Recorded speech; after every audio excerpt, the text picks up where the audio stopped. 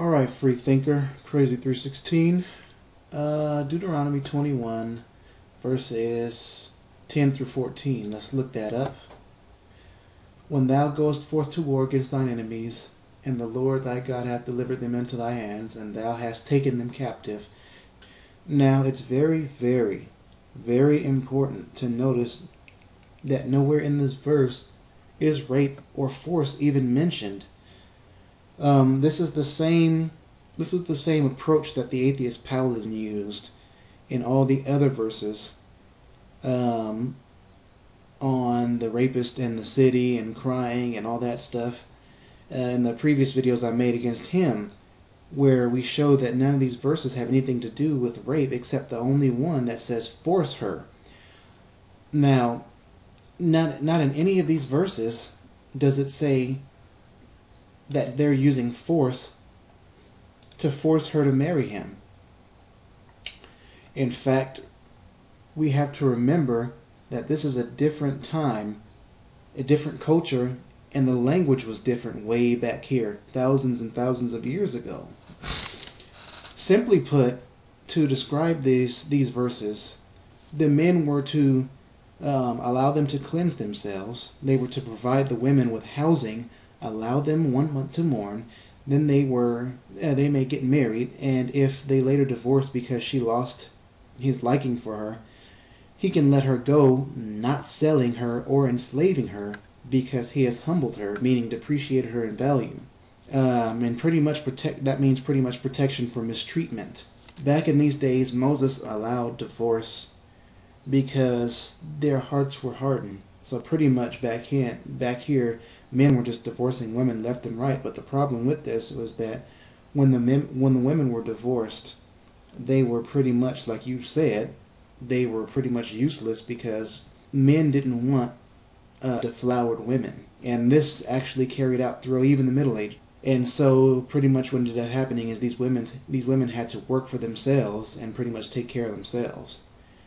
Later on, Christ changed that, and he gave provisions and requirements in order for you to divorce.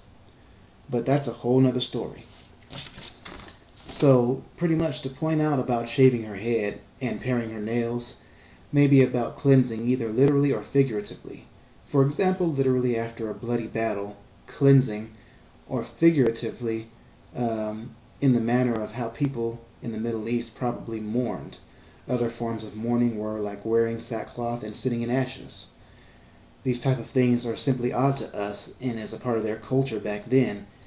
And like I said, their culture and their languages are different, and it's incomparable to try to take a scenario and apply our translation to their words, because it meant a whole different thing, and a lot of the situations are different. So, she shall put the raiment of her captivity off from her, meaning take the clothes off that she was captured in, is what I meant to say. Obviously had to do with cleansing and the removal of the battlefield. So, that's all that is. But nowhere in these verses is force even remotely mentioned.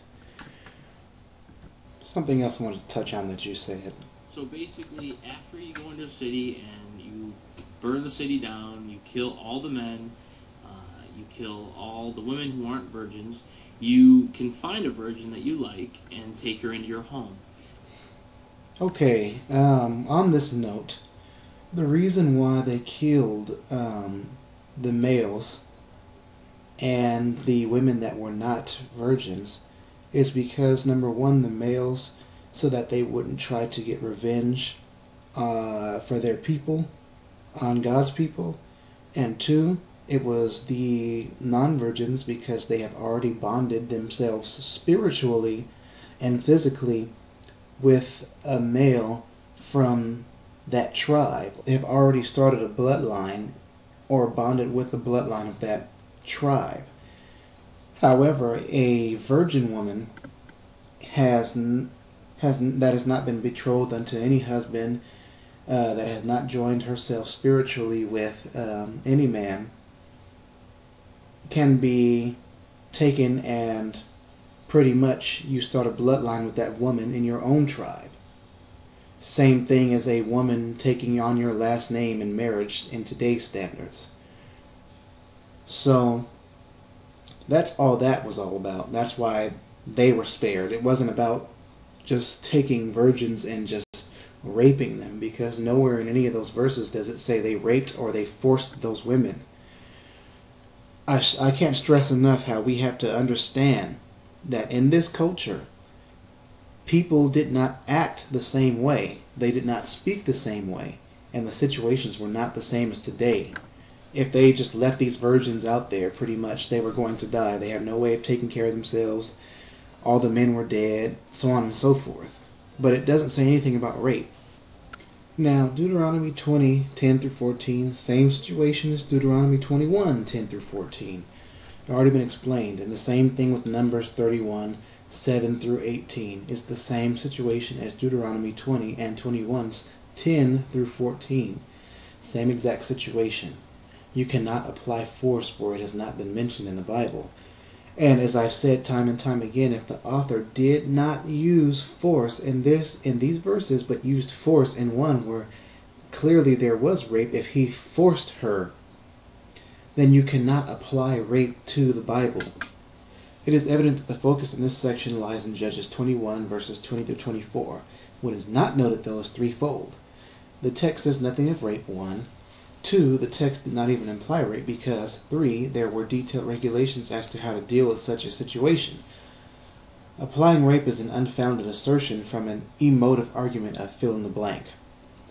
On top of this, we can simply apply the atheist code of subjective morality in that back in these times, these actions may have very well not been evil, since morality has not evolved into what it is today. Thus, those actions may have been perfectly moral, and yet today we choose to call them evil. Moreover, it is important to point out that these sorts of actions occurred before then and have been occurring ever since unto this very day. Morality may evolve, yet ethics, the actual ethos, does not, since morality describes what is, ethics prescribes what should be. It's only typical evolution-inspired atheist concepts of evolving morality who can claim that it was evil even when it occurred. I don't want to completely rip this entire argument from Atheism is Dead's website, where he completely debunks this very verse that we're talking about concerning Judges 21. I would recommend that everybody go here and read it. This is the address. I will post the link on the sidebar. It is a 6-part series debunking the entire Evil Bible's website on rape in the Bible. And this guy does an extremely great job, way better than I am doing right now on this specific verse. So you can check that out. Lastly, I will play this unfounded assertion that leads the atheist realm on all the verses in the Bible concerning supposed rape. It is true. God does command the Israeli men to take 4 women as their wives.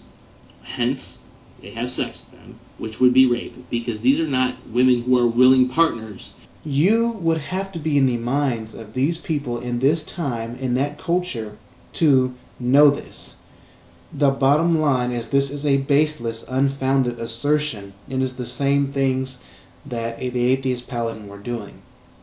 So, you asserting that there is rape and there is no rape in the scripture is faulty when it comes to the Bible. The only verse, I will repeat over and over again until my last breath, the only one that talks about rape is the one that says force. In verse 25 of that one scripture that we were talking about in the other videos, where it says, if a man force her and lay with her. That is the only verse that was talking about rape in the Bible. Just remember, rape always equals lust and fornication. These are the 2 things that the Bible is against. So this also further discredits the notion that this is rape. So this is Crazy 316. I would recommend you all check out that Atheism is Dead blog, and you will find a lot of information in there to help you debunk all of these rape arguments that a lot of atheists make. Simply put, they're unfounded, baseless assertion upon unfounded, baseless assertions. This crazy 316, I'm out.